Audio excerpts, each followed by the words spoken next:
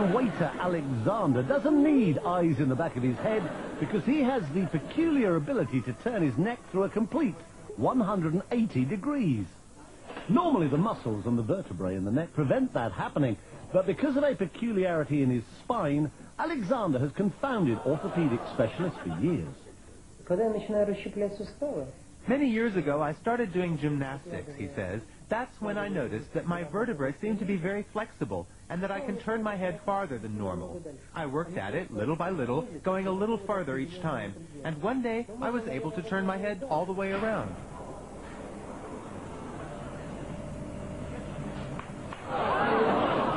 Despite the somewhat unsettling crunching of bones, Alexander claims to feel no pain, which is more than could be said for the people sitting behind him on a bus.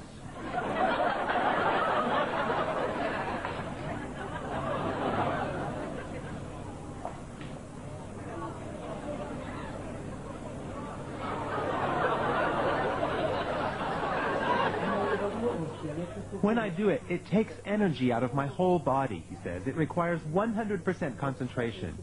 This may sound silly, I know, but in that moment, I don't feel like myself. It's as if I were another person whose body is filled with some kind of energy. I've been a radiologist for more than 30 years, he says, but I've never seen anything like it. Alexander is extremely flexible, no doubt about it. However, I suspect that it's a congenital ability. It's not something anyone could learn or train for. On the contrary, if someone else were to try it, they would surely break their neck. For me, it's absolutely normal and doesn't hurt at all.